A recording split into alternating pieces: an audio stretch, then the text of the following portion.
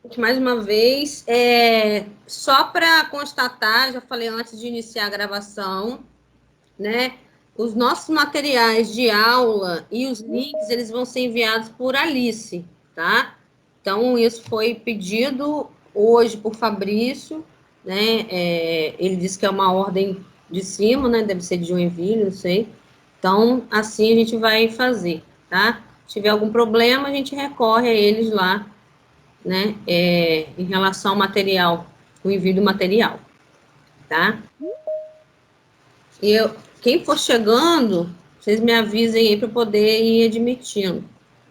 Thalita, Jocerlan, entraram. Ok. Então, vamos nós. Né? Bem, a gente vai dar continuidade que a gente estava falando sobre a saúde do adolescente, né, desde a infância até a terceira idade, né, duas coisas que acometem né, o homem na fase adulta, né, é a questão de infertilidade, né, ou a questão da disfunção erétil, tá? Então, hoje a gente vai falar um pouquinho, iniciar com disfunção erétil, tá? Quem é o profissional que é habilitado para cuidar, né, do homem em relação à disfunção erétil? É o urologista, tá? O urologista, ele é o médico, ele é o profissional que é capacitado, tá? Para cuidar dessa área. Porém, o urologista, ele não cuida só de homens, ele cuida de mulheres também, porque ele é o profissional que ele é responsável, né? Ele é especializado, tá?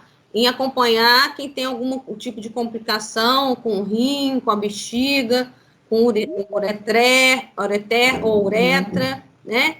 Porém, nos homens também ele acompanha, né, toda essa situação e também acompanha toda a função erétil, tá? Tudo que é relacionado ao órgão reprodutor masculino, né? Se tiver alguma disfunção erétil, se tiver algum problema em relação à estrutura, né, do sistema reprodutor masculino, né, é o urologista que vai estar avaliando isso, tá? Então, nós vamos falar um pouquinho sobre isso, tá? Então, para a gente saber um pouquinho sobre disfunção erétil, né, a gente tem que lembrar um pouco aí do sistema reprodutor. Oi? Pode falar. Tem gente querendo entrar aí. Tá. Pede para solicitar de novo, que não está aparecendo para mim, não. Não está aparecendo.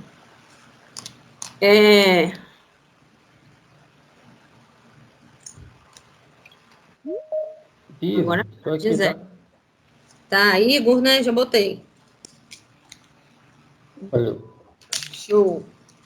Gisele entrou também. Valeu. Vamos lá. Voltando para lá para o material.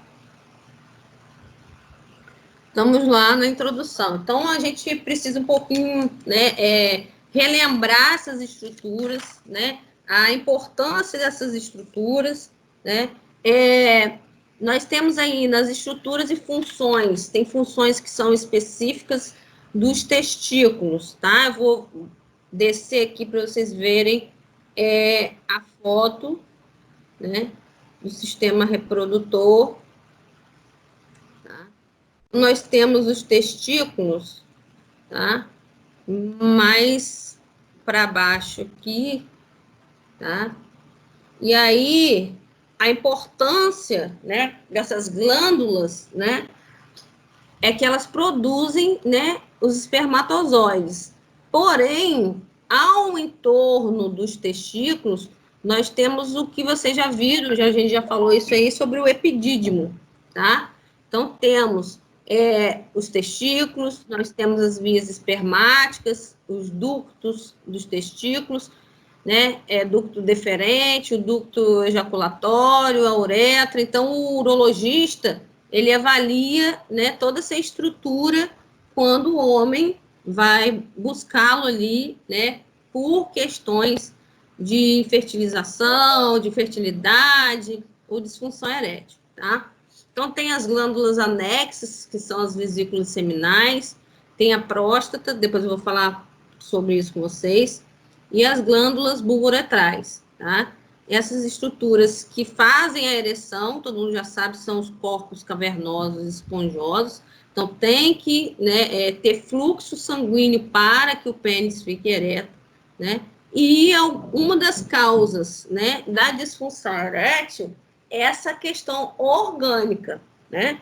Tem toda a questão psíquica, né, que a gente vai ver as causas específicas, né? Tem pessoas que têm disfunção por conta do psíquico, por conta do nervoso, existem situações específicas, e tem também a situação orgânica, tá?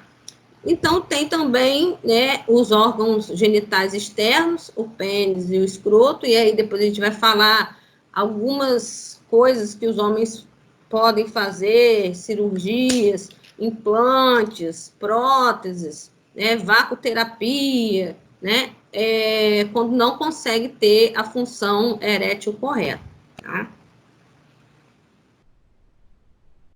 Então, temos aí toda a estrutura.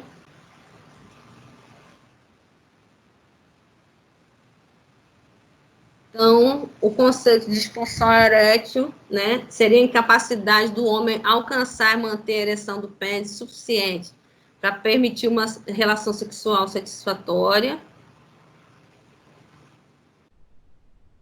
Segundo estudos, né, em 18 cidades entrevistadas, né, homens acima de 18 anos, né, tem a prevalência de disfunção erétil de 45,1%, então essa porcentagem é uma porcentagem grande, né, que é acima de 18 anos, né, então 19 anos para cima, mais de 30%, de 40%, tem essa probabilidade de ter. O que influencia? Emily entrou. O que influencia a disfunção erétil? Né? É a idade. Paula também.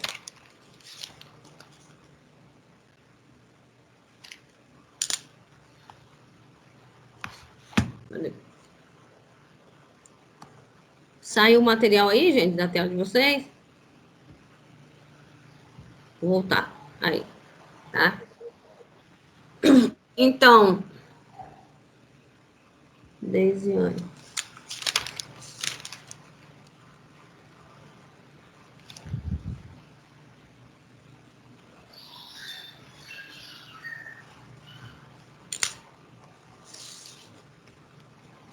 Então, lembrando que a idade, né, ela tem uma prevalência muito grande, né, num dos indicadores, né, que podem levar à disfunção erétil, tá? Sem ser a idade, temos outros problemas também que podem estar concomitantes à disfunção erétil, que é a hipertensão arterial, né, o diabetes, né, algumas alterações de próstata, que eu vou falar mais à frente, tá? Algumas medicações que podem causar também, então a gente vai ver mais à frente um pouquinho, tá? Então, quais os tipos, né? Por que ocorre isso aí, tá? Então, acredita-se que a disfunção erétil, né, é o desequilíbrio, né, entre a contração e relaxamento da musculatura, que pode ser tanto psicogênica, né, psicológica, orgânica ou pelas duas causas.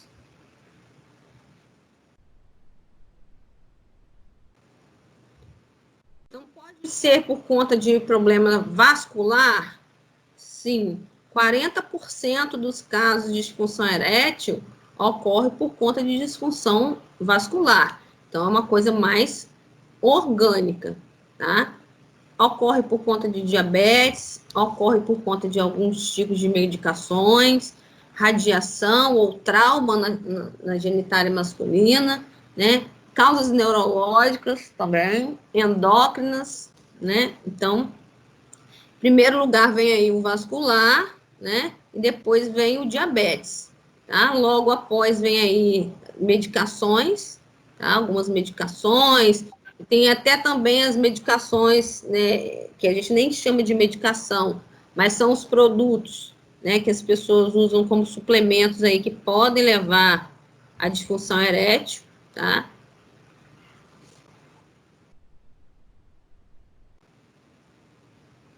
seriam alguns fatores de risco, que é hipertensão. Tem alguém tentando entrar aí, Matias.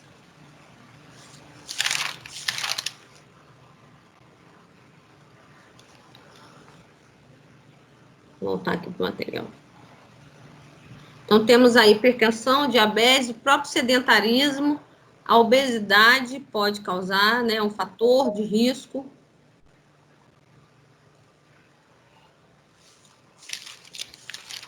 Né, entrou. Viva, eu estou Boa aí para noite. Gisele. Gisele, já botei. Obrigada. Werner também, valeu. Matias? Qual é o meu nome também, Viva? Matias, botei. Botei Paula, pode ficar tranquilo. Show.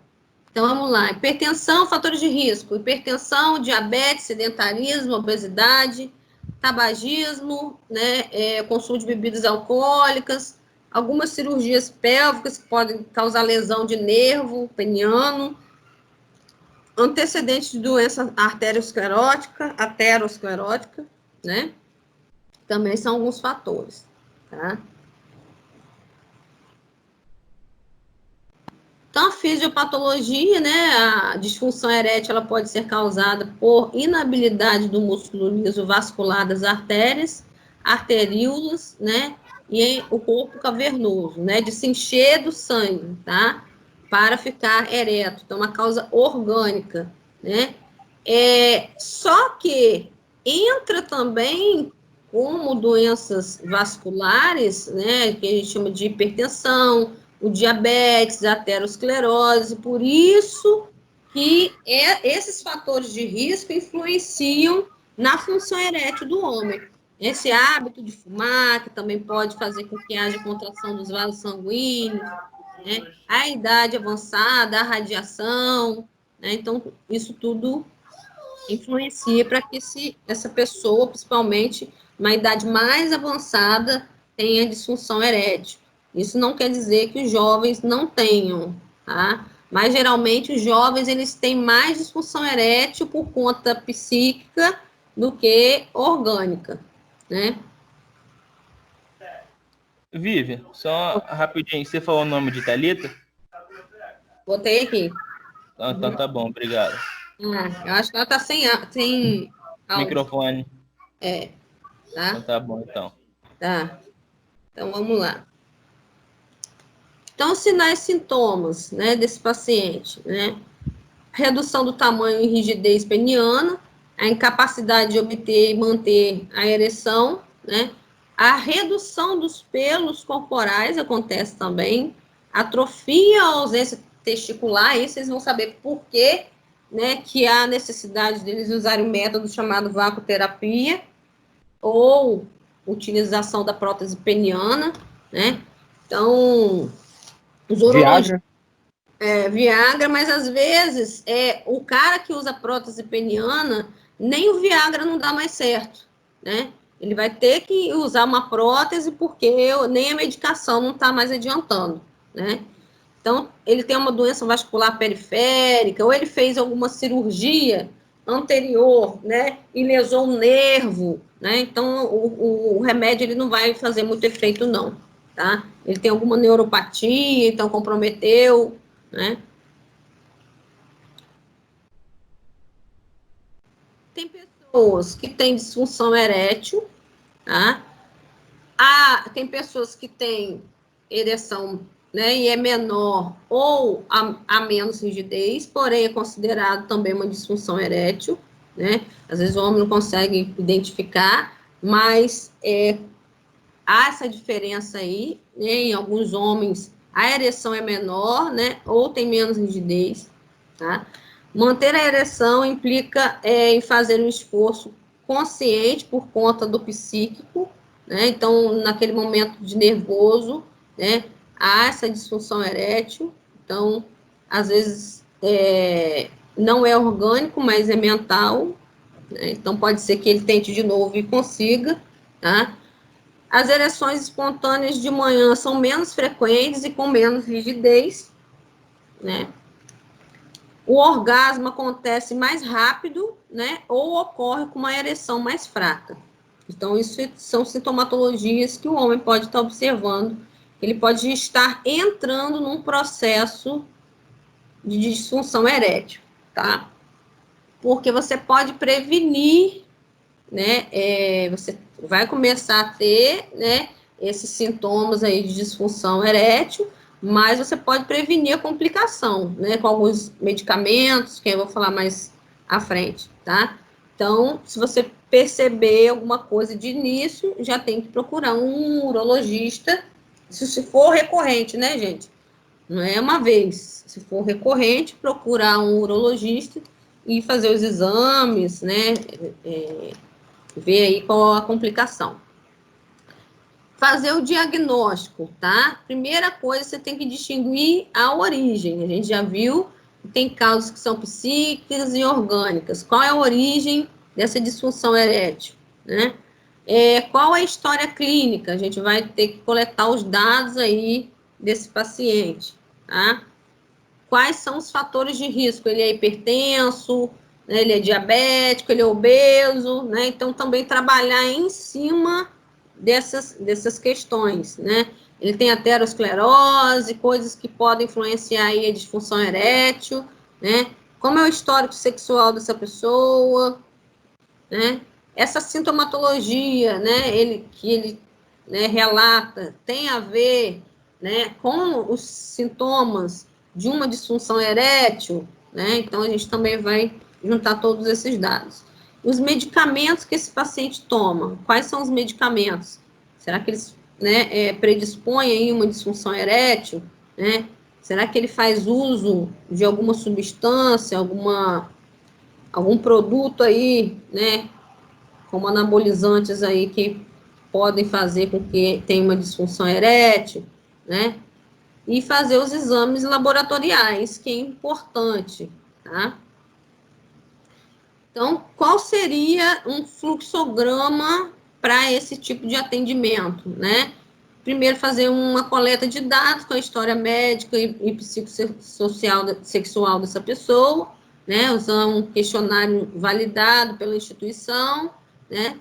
Então, você vai identificar outras disfunções sexuais, que não seja só essa, será que ele está tendo outros tipos de disfunção, né? Quais são as causas da disfunção erétil, né? Quais são os fatores de risco, como eu falei, o status, como que está a questão psicossocial dele, né? Que também pode estar influenciando nisso. Às vezes você está buscando uma coisa orgânica, uma causa orgânica, mas não é, né? E depois que fizer essa coleta de dados, a gente vai para o exame físico, né? Aí a gente fala do urologista, mas numa consulta de enfermagem, né?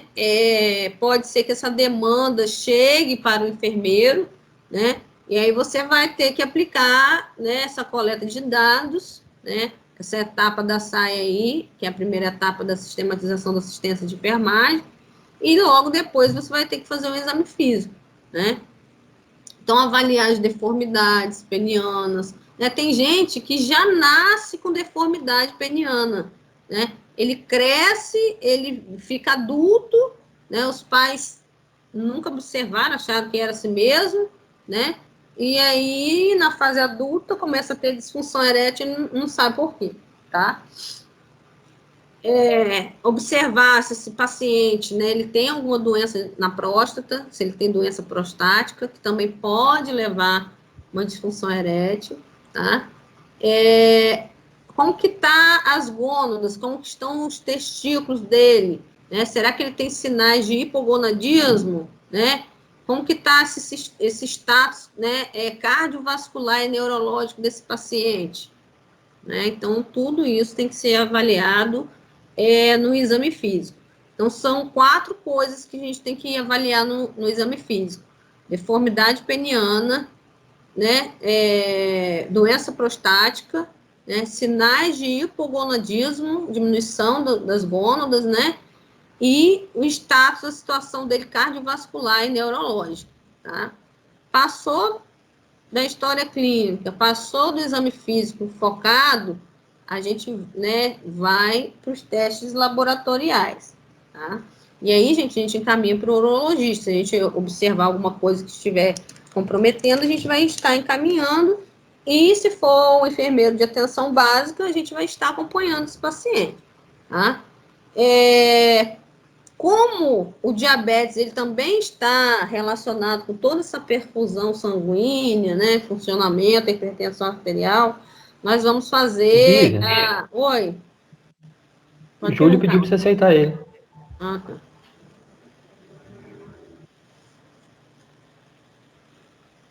Pronto. Nós vamos fazer o pedido dos exames agora. Aí vocês desliguem aí o microfone aí, pessoal. Porque tá dando eco aqui, tá?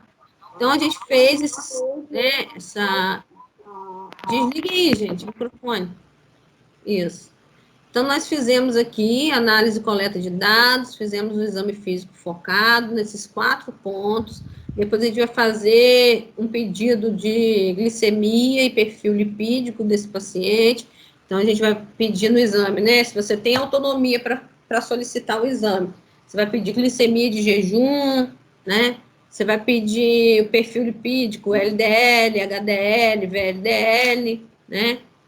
Se ele não fez esse exame até um ano atrás, você vai estar pedindo esse exame, tá? Testosterona total, né? A gente vai pedir também, e testosterona livre, tá? Bem, como que se pode fazer o tratamento da disfunção erétil, né? Oral por comprimidos é uma escolha, tá?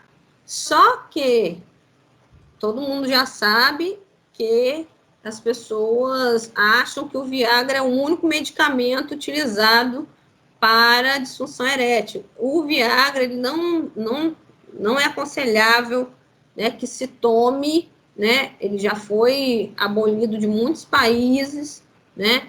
Porque tem as contraindicações, né? Causa infarto, né? Então, tem que...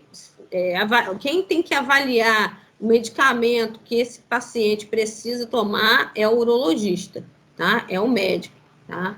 Então, ele pode tomar alguns medicamentos? Sim, ele pode tomar alguns medicamentos, tá? Mas quem vai prescrever é o médico. Se a causa, né, da disfunção erétil for psíquica, aí esse paciente vai precisar de um acompanhamento, porque é que esse homem, né, ele fica nervoso e tem essa disfunção erétil aí constante, né? Tem um outro método que a gente chama de vacoterapia, tá? Aí eu vou mostrar aqui para vocês a foto, tá?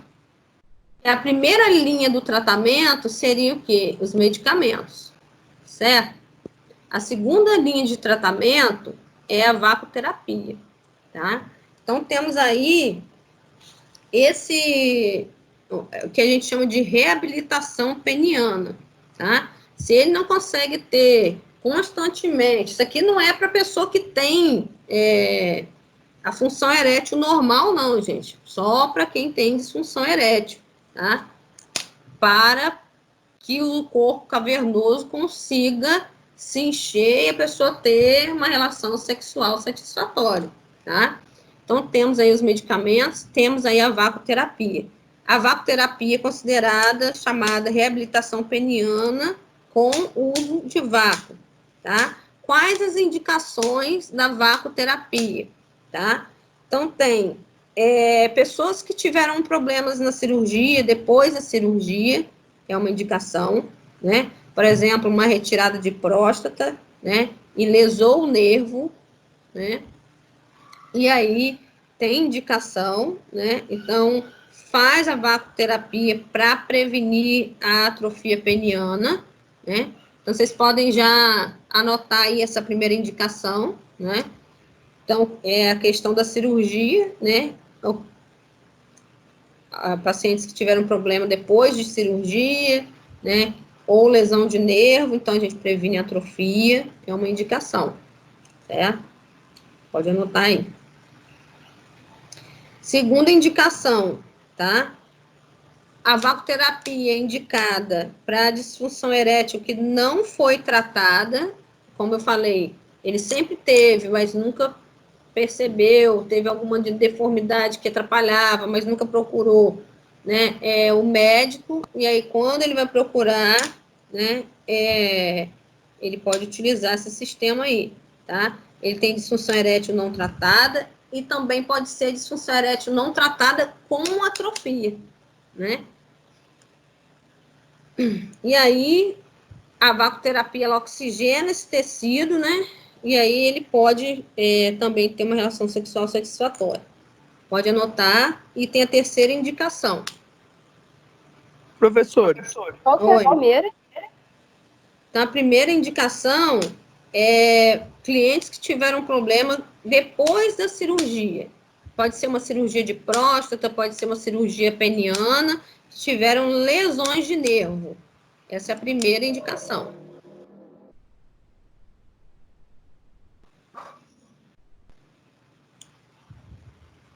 E aí, ela previne a atrofia peniana.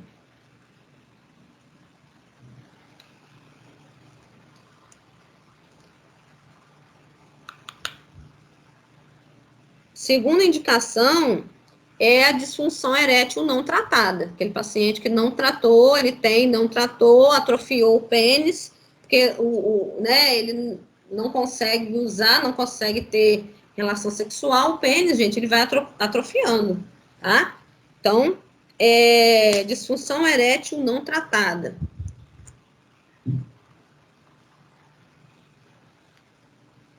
Com atrofia peniana. É a segunda indicação. A terceira indicação é o pré-operatório de prótese peniana.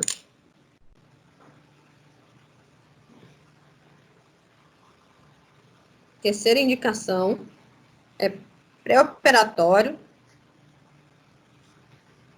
de prótese peniana. O cara vai lá, vai colocar uma prótese e ele, né, precisa aumentar, né, o local onde vai inserir a prótese. Então, a vacoterapia, ela ajuda a expandir mais a área onde vai ser colocada a prótese, tá? Então, deixa, né, o pênis com calibre maior para a introdução da prótese. Então, a prótese, ela também é utilizada no pré-operatório de prótese peniana.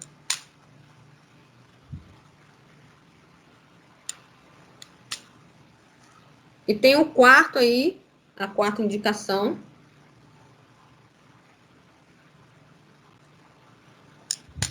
É aquele paciente que tem todos aqueles fatores de risco, ou alguns fatores de risco, tá? Que a gente chama de alto risco cirúrgico, tá?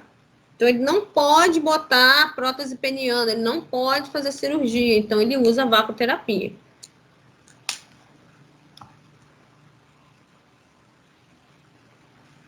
Tá? Aí eu vou explicar para vocês como que é essa vacoterapia.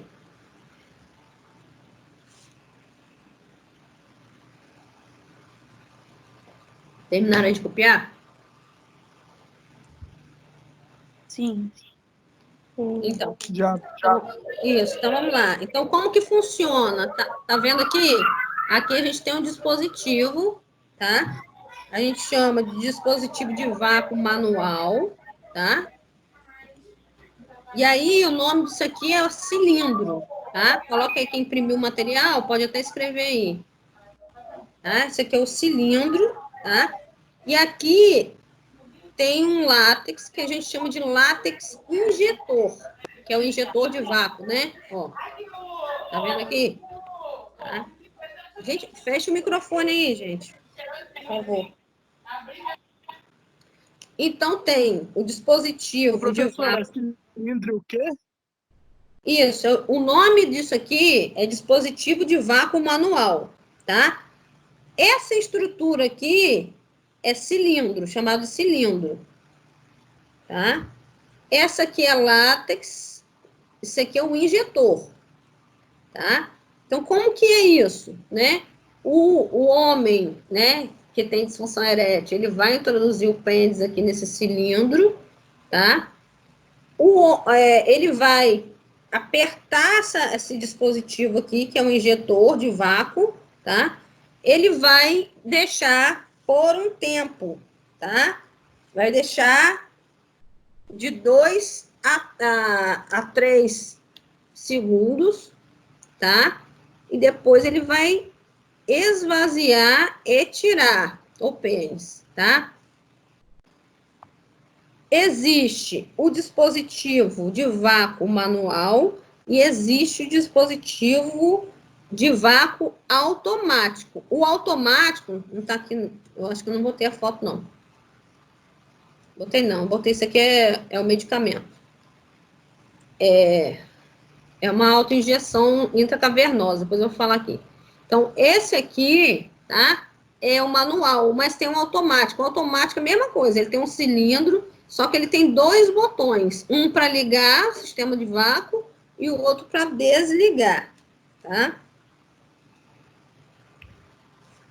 Bem, quando a pessoa faz esse sistema aí de vacuoterapia, que tem que ser na hora, né, próxima à relação sexual, existe um anel, tá, de látex, que quando é tirado esse cilindro aqui, é colocado aqui bem na extremidade, bem na parte, né, essa parte aqui, próximo ao corpo, né, do homem, e aí coloca um anel de látex para prender um pouco o fluxo, tá? Esse anel, ele pode ficar de 20 a 30 minutos só, tá?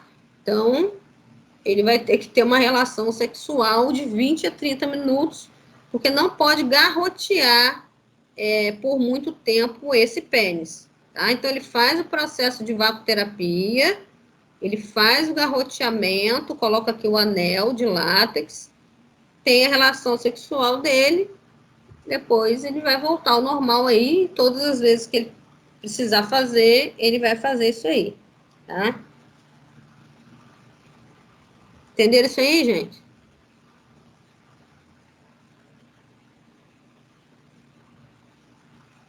Certo, gente? De 20 a 30 minutos, né? Para relação sexual. Senão vai garrotear o pênis. Uhum. Né? Isso. Aí tem também, gente, a ereção a gente chama de ereção fármaco-induzida. É uma autoinjeção, né? Coloca na região peniana, tá? Estimulando, né?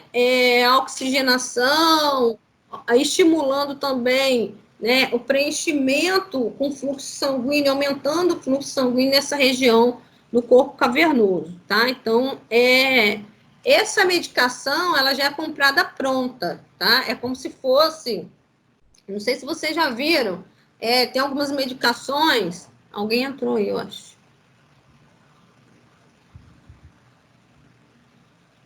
Tem algumas medicações que faz aplicação de insulina, né? Igual aquela canetinha de insulina, né? Então, é tipo dessa maneira aqui, ó.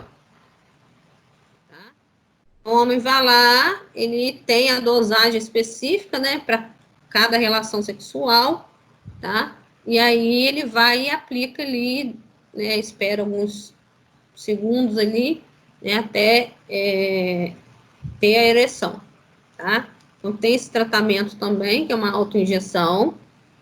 Qual que é o nome do medicamento? Tem nomes que são comerciais, tá? O científico, depois eu passo para vocês, mas tem os nomes comerciais específicos, tá?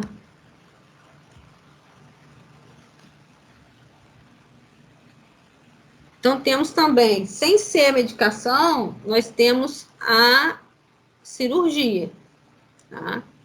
E aí, talvez, né, se esse paciente, né, ele não conseguir esse tratamento de segunda linha, ele vai ter que ir para o tratamento, né, mais agressivo, que é de terceira linha, que é a prótese peniana, tá? Isso aqui é uma prótese peniana, ó, gente, ó. Tá? É colocado aqui, tá? E aí eu vou explicar para vocês um pouquinho aí sobre essa prótese peniana, tá? Como que é isso? existe a prótese peniana, que é essa aí, que a gente chama de prótese peniana inflável, tá? Então, como que acontece isso aí? Tá? Ele é aqui tem um reservatóriozinho, tá? Esse reservatório aqui é colocado 100 ml de soro fisiológico, tá? Nessa prótese, tá? Nesse dispositivo ali, tá?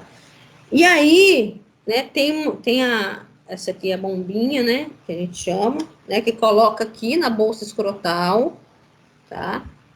E aí, o que que acontece? O homem, né, quando vai ter relação sexual, ele infla esse líquido para os reservatórios do cilindro. Ele vem para cá, enche, né? Ele fica rígido e tem uma parte também que aperta e ele vai esvaziar, tá? Esse dispositivo aqui, tá? E isso aí é a prótese peniana, tá? Gente, eu quero uma dessa. É uma implante. Tá ruim assim, Jesus? Que é isso? Precisa não. O homem, Vivian. Vou te vender Viagra, Júlio. Tava Já demorando. usou Não, tanta não, eu droga que já tava ficou assim. atento. Vai a tia fazendo propaganda da É. farmácia, ó. Não, Eu tava ouvindo, eu tava prestando atenção na aula, o professor falou que dá infarto esse medicamento aí, Matinho. Não pode usar, não. assim, ó, Pode não, vai, gente. Tá, vai vasodilatar suas veias, tá muito bom. tá Aí vai ruim, passar tá sangue. ruim. Vocês são jovens. Não precisa disso, não. E, gente, é o seguinte. Outra Os coisa. jovens também tá tomando hoje. Oi? Os jovens hoje também estão tomando bastante. E depois fica ruim, não sabe por quê. Ô, Vivian, Não é, velho? Vivian, Não sei por quê, sem necessidade. Fica usando droga, bebe, aí. Isso aí, dá ruim. Aí, gente, ô, olha só. Vivian. Oi, pode falar. E como que é em questão da ejaculação? Quando tem a prótese, assim, essas coisas. Não tem problema. O Fred ficou curioso, ó. Não tem problema não, porque existe um canal específico, né? Não, Então, sim, não mas continua, em questão disso, continua a mesma coisa, né? mesma coisa, não tem em relação à ejaculação, não. É só questão da ereção. Até mesmo porque quando desinfla, ele não tem dificuldade nenhuma de passagem, de nada. Entendi. Oi. Então, ele infla e se esvazia manualmente, isso? Manualmente, esse é o inflável, né? Tem os reservatórios aí, tá? Curioso. Tem um outro tipo, não tem? Tem o mecânico.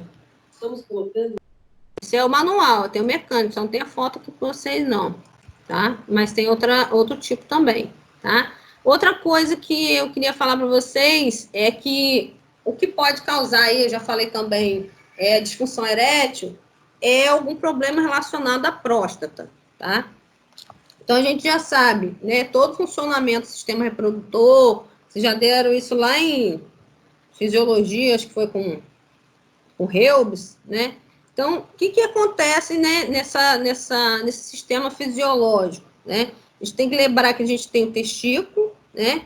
A gente tem o ducto deferente, que é aquela extensão que vai até o epidídimo, né? Do epidídimo até as vesículas seminais, né? Então, a vesícula seminal, ela tem uma importância muito grande. Isso aí é mais relacionado até tem gente entrando aqui.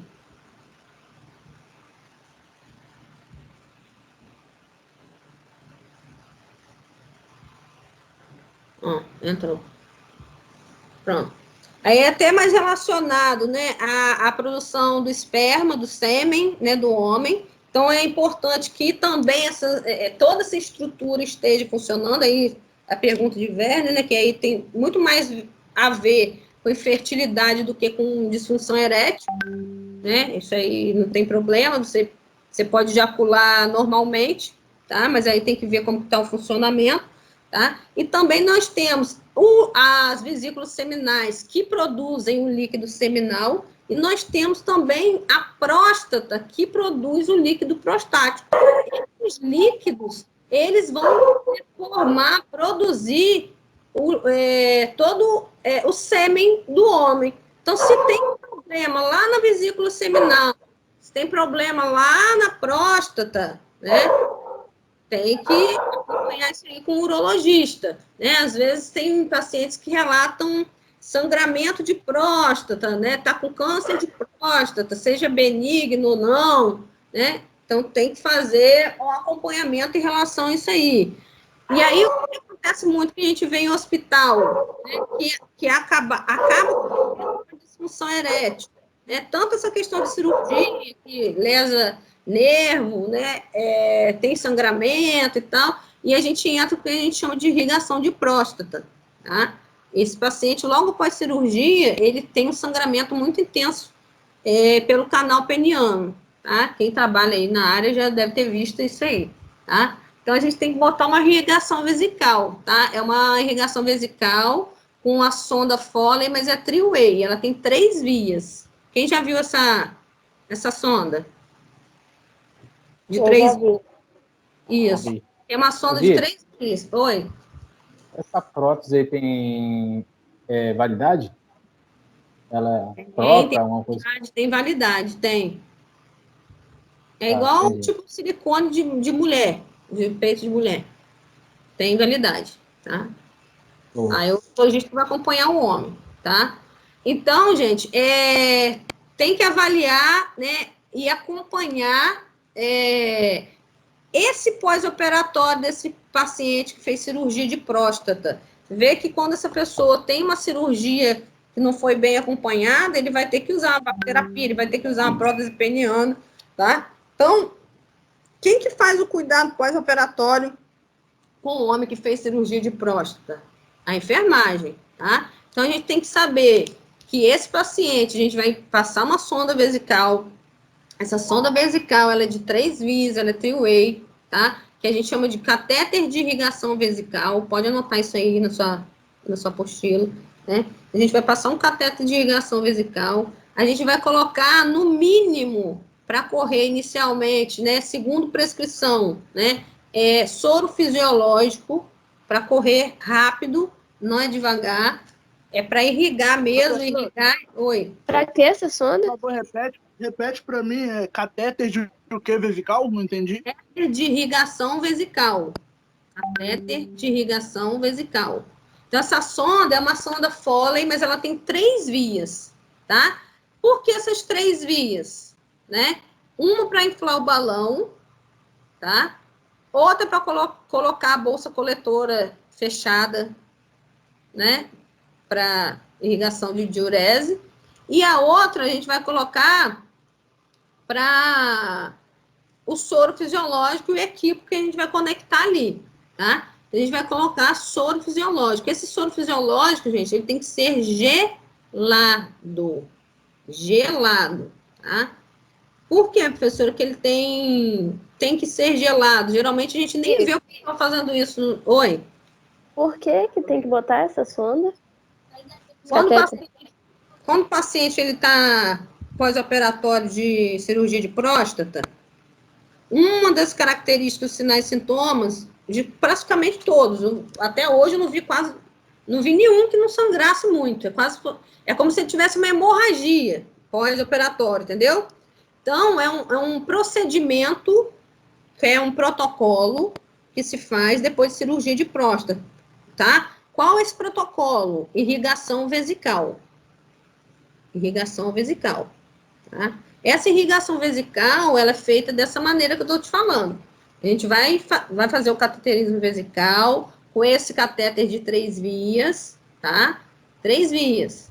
Um para encher o balão, outra para poder colocar a bolsa coletora de urina em sistema fechado, e a outra para colocar o soro, tá? Esse soro ele tem que ser gelado, esse soro ele tem que ser prescrito pelo médico.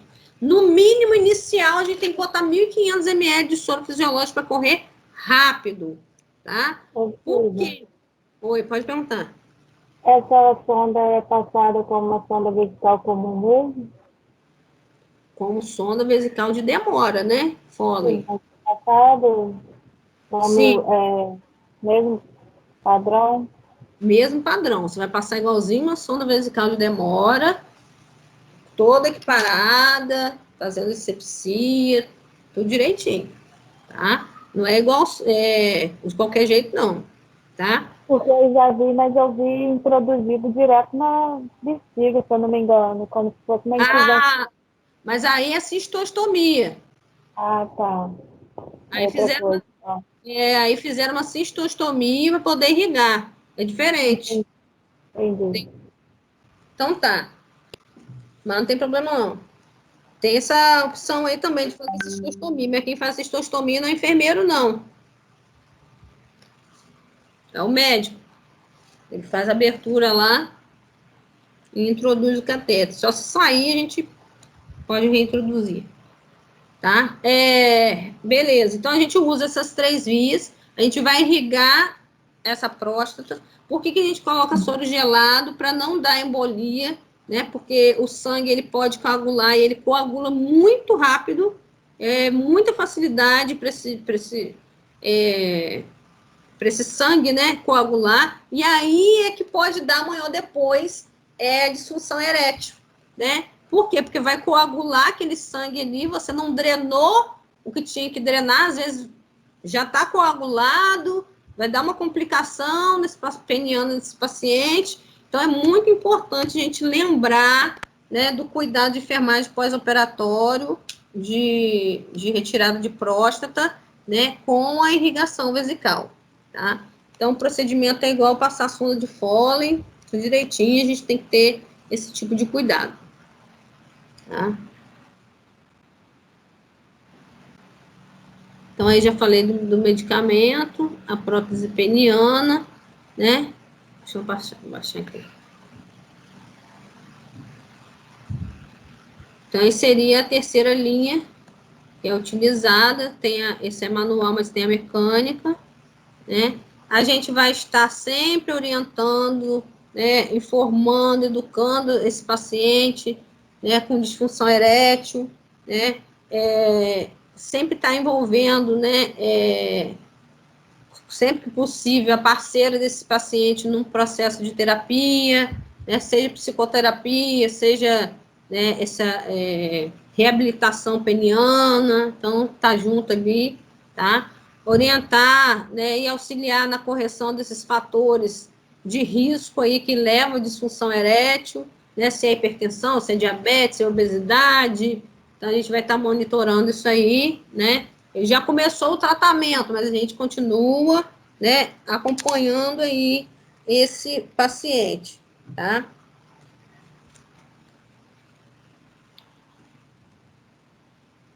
Indicar psicoterapia quando houver algum componente psíquico, tá?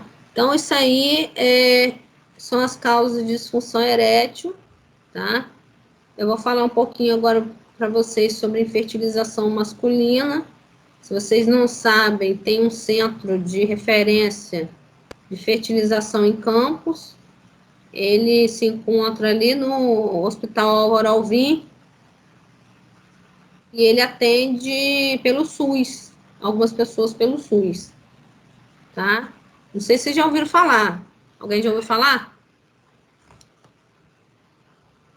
Vou botar outro material aqui. Então, aí tem um centro lá de infertilidade, né, de fertilidade e fertilização, e às vezes as pessoas acham que é só para mulher, não é, gente, é para homens, são para homens também, tá?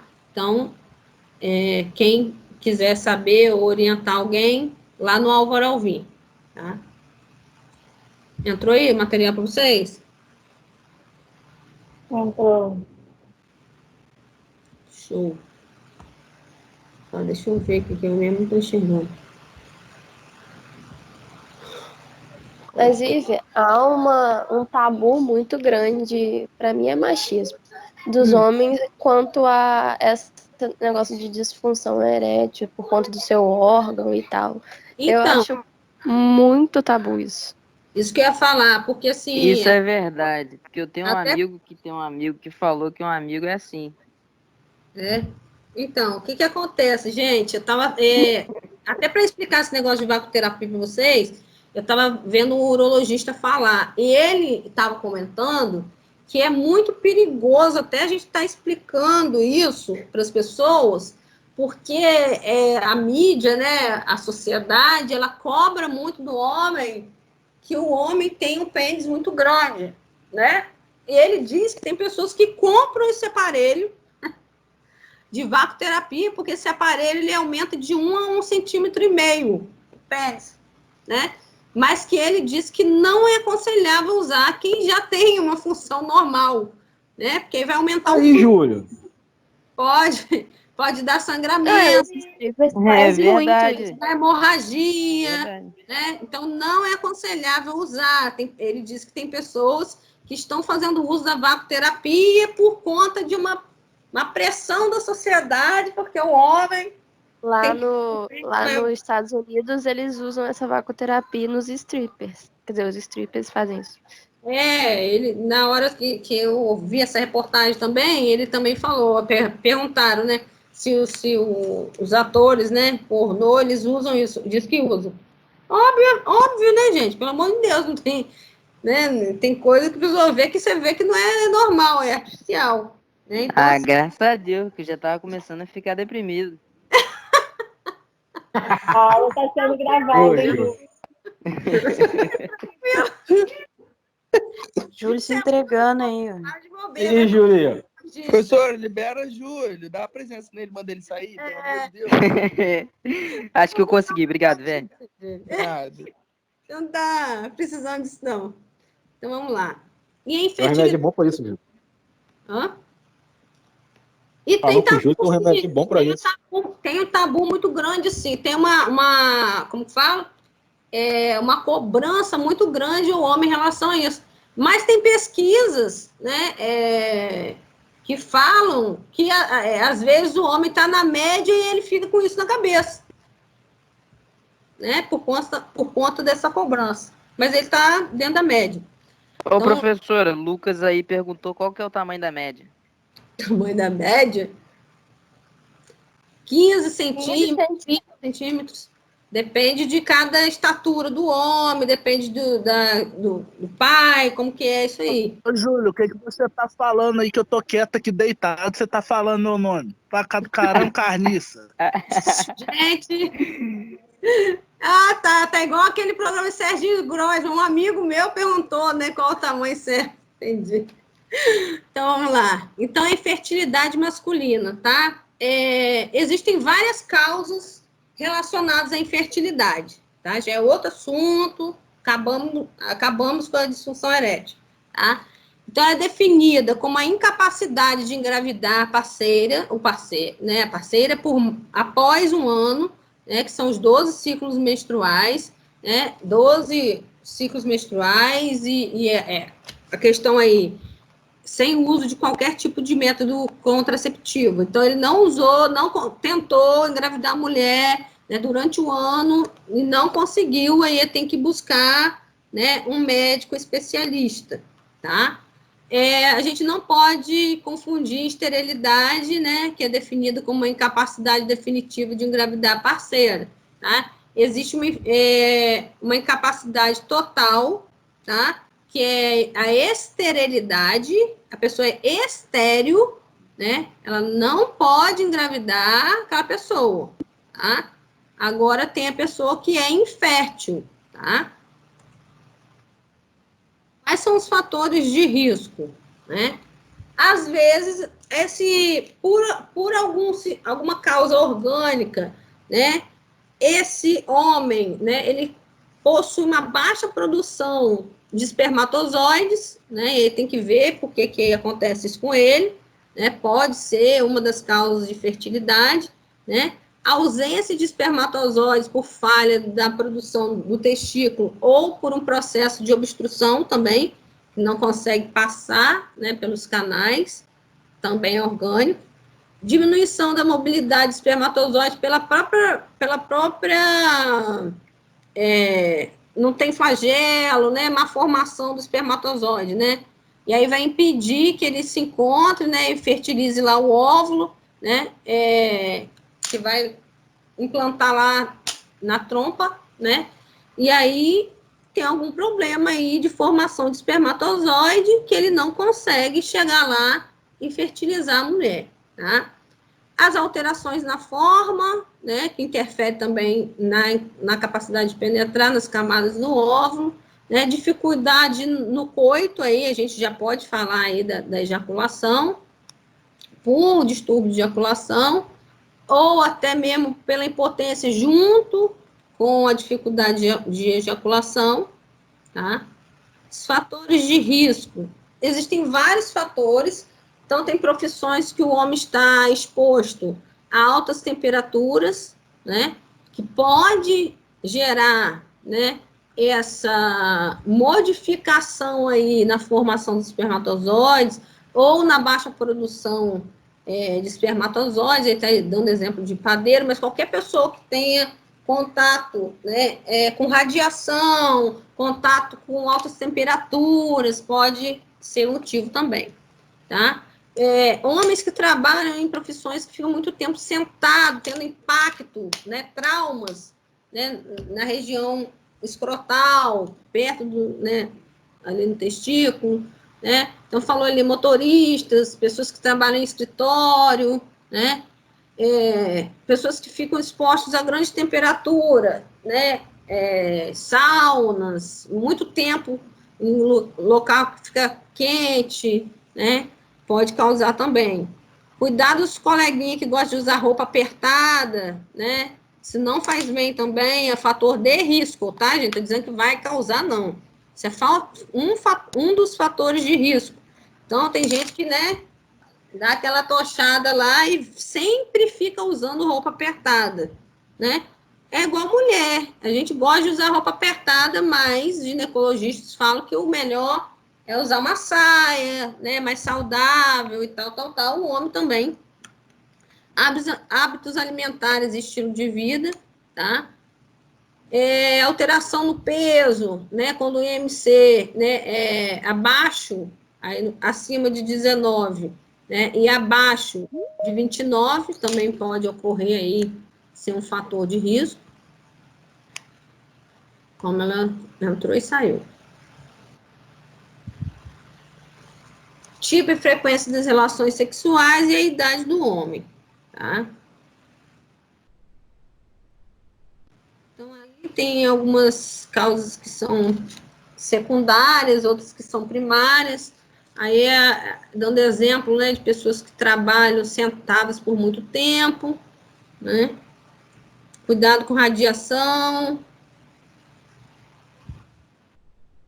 Bem, causas. A causa, ela pode ser idiopática. O que é idiopático? O que é idiopático? Quem sabe dizer o que é idiopático?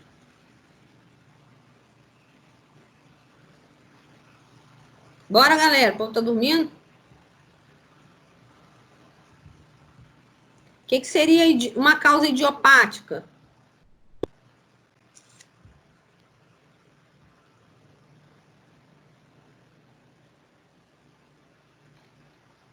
É quando a gente... Oi, pode falar. É que eu não... Pode repetir, porque o áudio ficou ruim. Isso. O que seria uma causa idiopática? Acho que é causa desconhecida.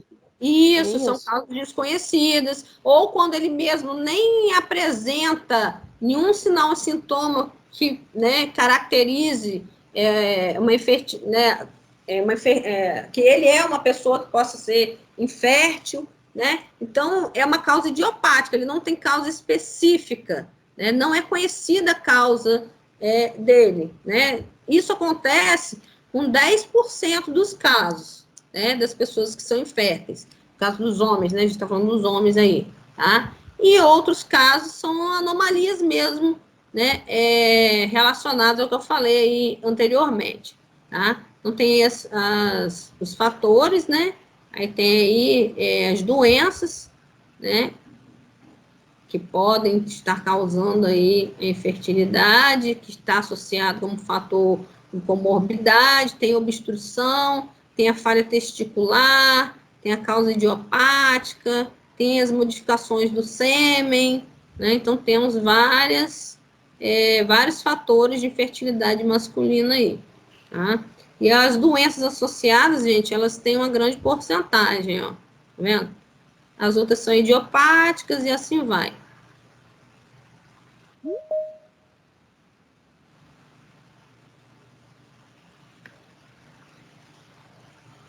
Eu acho que aqui repetiu.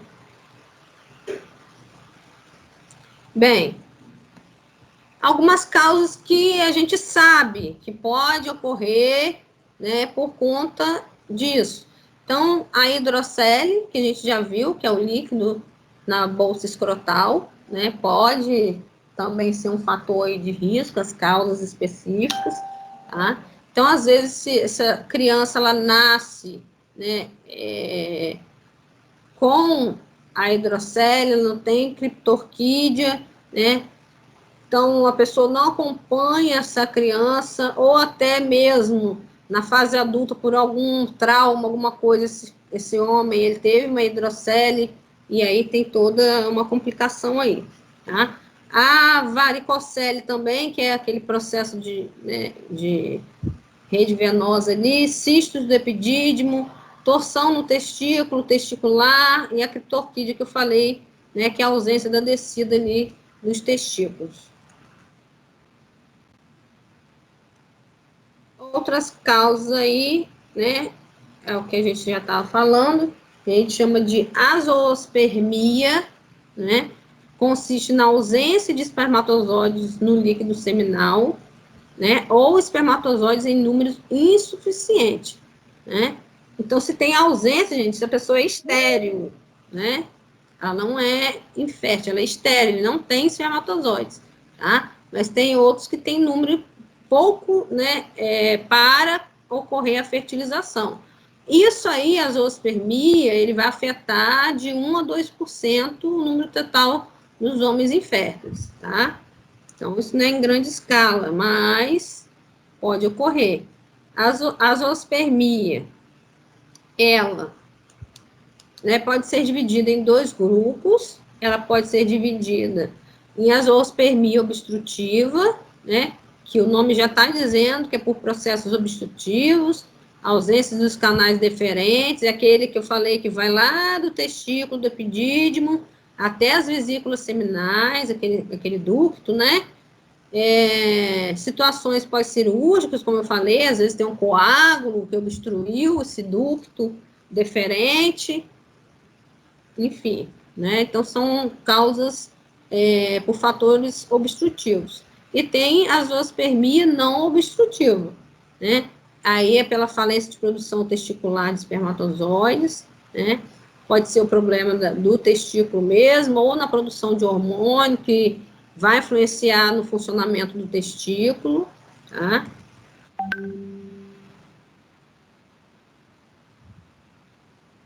Daí o que a gente chama de anejaculação, que é a ausência de ereção com a ejaculação, tá? Aí foi aquela coisa que vem perguntou.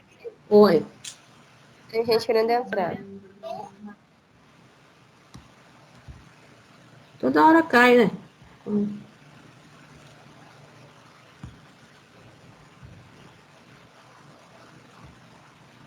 Então temos aí, ó. Então tem homens que não conseguem ejacular. Ejaculam um pouco, né? A ejaculação lá na terceira idade, a consistência da ejaculação ela é mais rala, né? Quando o homem é mais jovem, a ejaculação é mais viscosa, né? Do que o homem na terceira idade, né? Porque a produção de espermatozoides continua, mas não é a mesma coisa que antes, né? Também são frequentes nos casos das lesões de nervos pélvicos secundárias à cirurgia oncológica, como eu falei, pode ser abdominal ou doenças neurodegenerativas, pode ocorrer na diabetes, doenças cardiovasculares, acidentes cerebrovasculares, tá? Ou seja, às vezes o paciente não ejacula, não tem ejaculação, ereção, por conta dessas situações aqui, tá? Doença cardiovascular, diabetes, alguma AVE, né? alguma causa psíquica específica, algum tipo de medicação também que está contribuindo para isso, tá?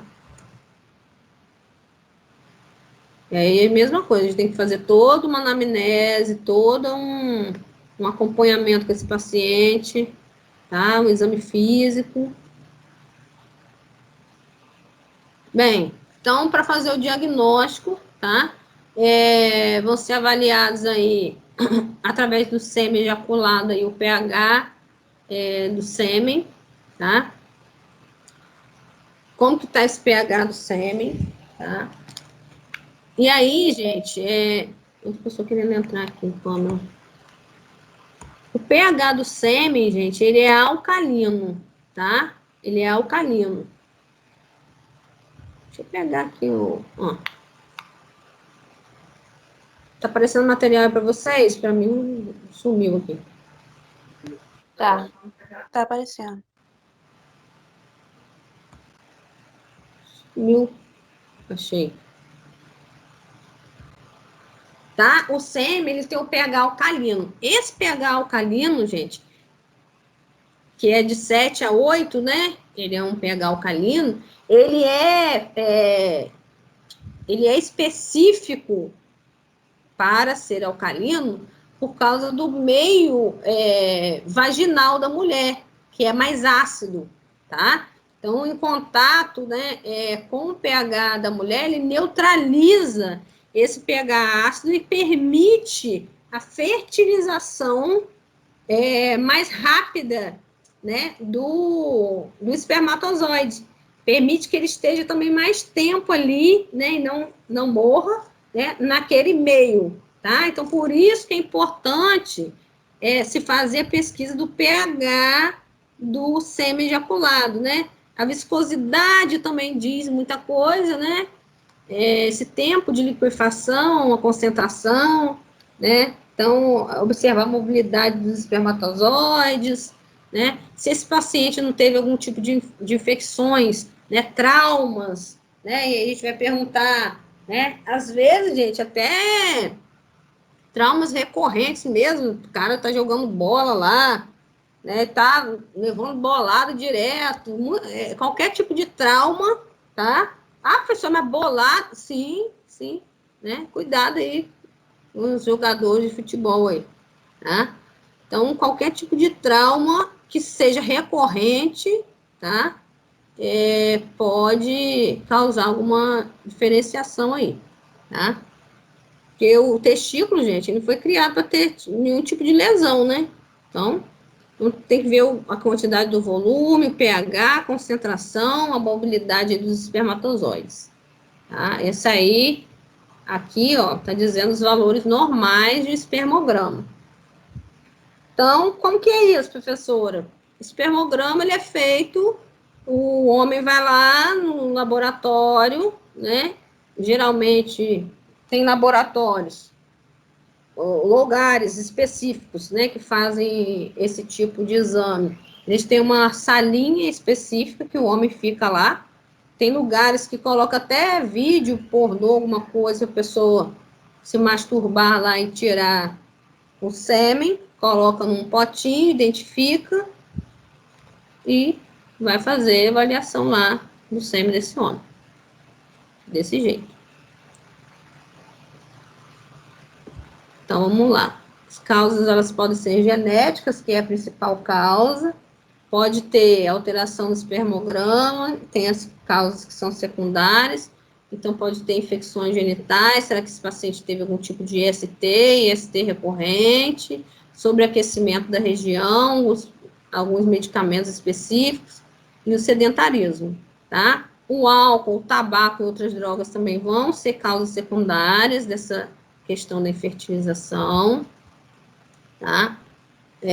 Dependendo do lugar onde a pessoa trabalha, né, for tóxico, né, até a questão alimentar também vai influenciar. Então, o que a gente precisa fazer? Nós precisamos fazer um diagnóstico precoce, né, mais precocemente a gente vai identificar esses sinais e sintomas desse paciente, tá? Tudo isso que a gente falou, né, se ele tem anorejaculação, né? Se ele sente algum tipo de diferença, ele está tentando engravidar a mulher durante tanto tempo, né? Engraçado, eu já passei por uma situação que eu tive um paciente que ele botava a culpa na mulher. Era muito engraçado, e eu ficava muito chateada, porque ele achava, ele chegou a separar, não vou falar, né, eu tinha que falar o nome, mas ele chegou a separar da esposa, achando que o problema era com a esposa, e no final o problema era com o homem, ele que não tinha condições de engravidar. Então, assim, cuidado também com esse negócio de preconceito, porque existe muito preconceito dos homens acharem que só a mulher não pode engravidar, só a mulher que tem problema, os homens também têm, né? E aí, na época que ele consultou, eu falei, por que você não faz exame? Por que você não faz espermograma? Por que você não vai... Não queria fazer, resistiu durante um tempo aí para fazer o exame, até durante muito tempo, mais de 6 meses, ele decidiu fazer os exames, e ele que estava com problema, não a esposa, né? É complicado.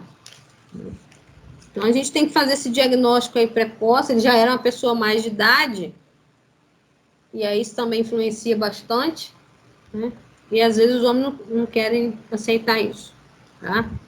Tem a possibilidade de fazer uma inseminação intrauterina, que são as possibilidades que a gente tem, né?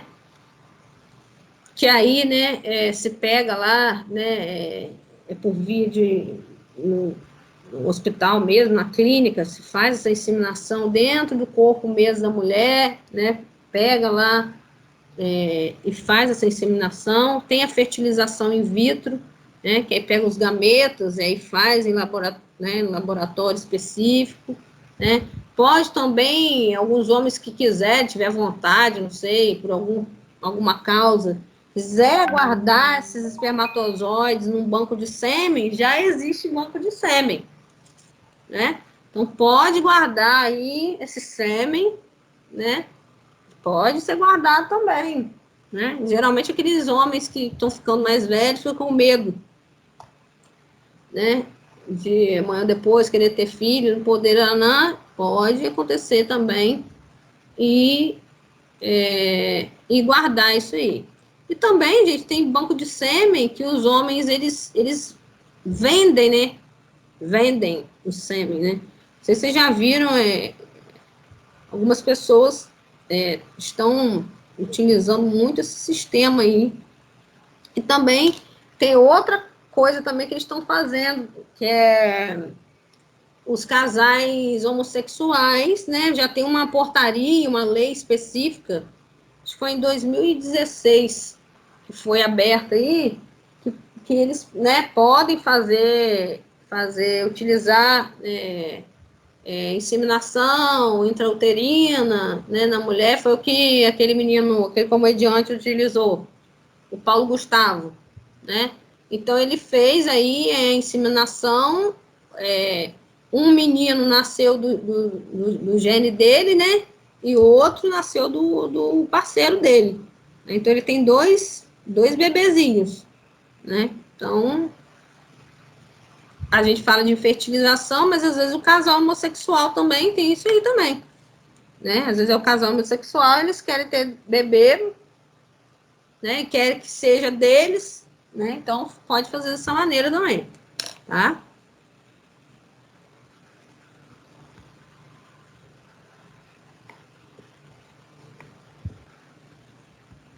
Deixa eu tirar aqui.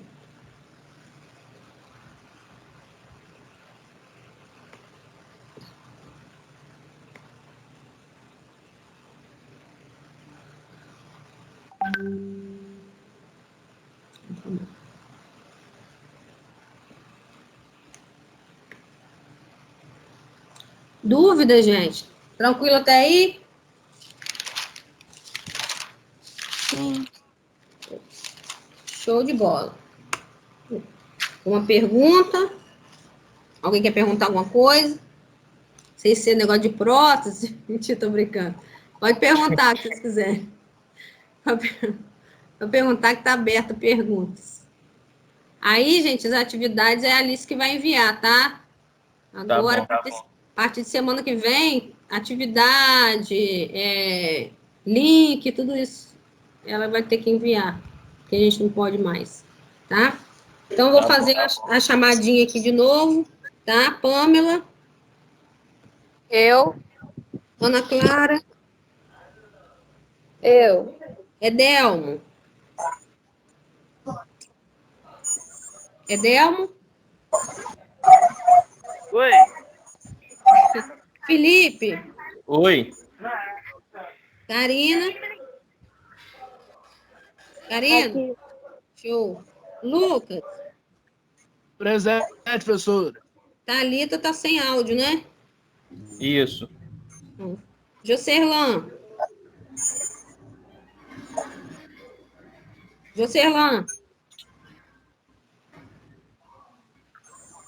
Igor. Tô aqui. Gisele. tô aqui. Emily.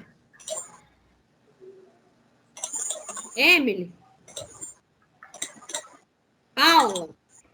Presente. Deisiane. Presente. Matias. Presente. Werner. Eu. Júlio. Tô aqui, Gente, espera desce. só um bocadinho, que eu vou passar aqui para vocês, que eu abri meu e-mail e eu achei que poucas pessoas enviaram a atividade para mim, o prazo já acabou, queria só confirmar aqui. Essa segunda atividade veio para mim, a atividade de Edelmo, Felipe, Gisele, Karina, Lucas e Deisiane. Aí os demais, eu vou dar uma olhadinha aqui, tá? Eu Se fiz, Vi. Eu te enviei, Vivi. É quem? Eu te vi também. Eu É. também enviei. Matias viu. Não, então, gente, esses que eu falei já me enviaram. Que é Edelmo, Felipe,